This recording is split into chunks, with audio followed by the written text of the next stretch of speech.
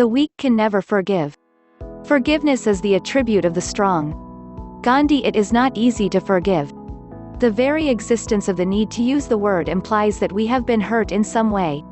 Forgiving a grievance, whether real or imagined, will be one of the best gifts you can give yourself. This is so whether you believe the individual deserves such kindness or not. When we refuse to forgive, we become resentful. Holding on to resentment is like drinking poison and expecting the individual that wronged us to suffer. It can also be compared to inflicting wounds on our own bodies and expecting someone else to feel the pain. This logic is not only riddled with flaws, it is also quite dangerous. Resentment can easily become hate, and hatred is a very ugly thing. But why do we find it so hard to forgive? If forgiving someone who hurt us will be so beneficial, why does the very idea of letting go of the hurt make us feel so uneasy? The real problem lies in the fact that none of us want to continue reliving the horror of whatever wrong was done to us. But as we continue to think about how badly we were hurt, we unconsciously begin to think about making the individual pay for what they did. Our flawed sense of justice often compels us to believe that if we 23 hold on to all the pain that was caused and refuse to let it go, we will be getting the justice we deserve. This is especially so when the individual does not appear to be sorry for what they have done. Unfortunately, we cannot force the individual to become a better person by resentfully withholding our friendship or kindness from them. We are only hurting ourselves as we force our minds to relive the pain over and over again. While we are angrily storming through life with the heaviness of resentment in our hearts, our countenance, our speech, and our mood will be adversely affected. Despite the fact that we may have been wronged by one or maybe a few individuals, everyone around us will begin to be affected. Resentment often causes us to be irritable, depressed, and generally very unpleasant. And to make matters worse, it is often the people we love and not the people that wronged us who will end up suffering as a result of what took place.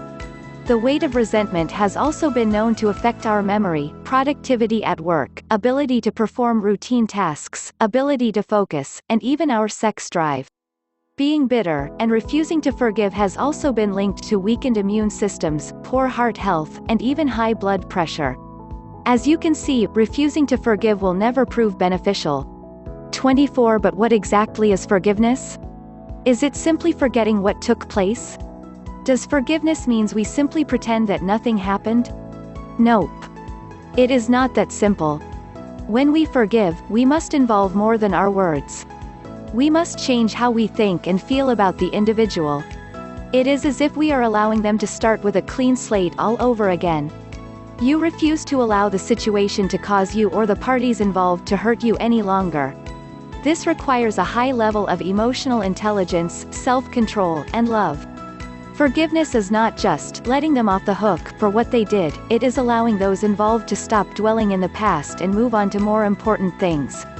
Forgiveness means that you fill yourself with love, and you radiate that love outward. You need to refuse to hang onto the venom or hatred that was engendered by the behaviors that caused the wounds. Wayne Dyer becoming that enraged as a result of someone else's actions, and allowing yourself to remain upset over what took place for an extended period of time, is really giving the individual the keys to your happiness.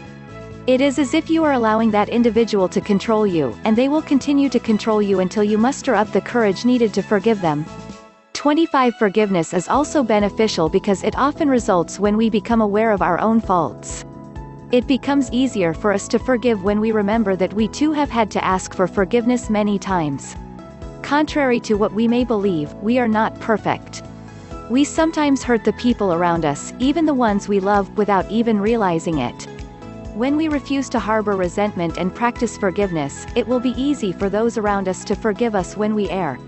Here are a few reasons why it is beneficial to practice being forgiving. You will be a lot happier and in a much better mood. You will sleep better at night. You will not jeopardize your job by not being productive. You will not jeopardize your relationship with your significant other or your family. You will learn greater self-control and self-awareness. You will enjoy greater peace. You will gain the respect of those around you.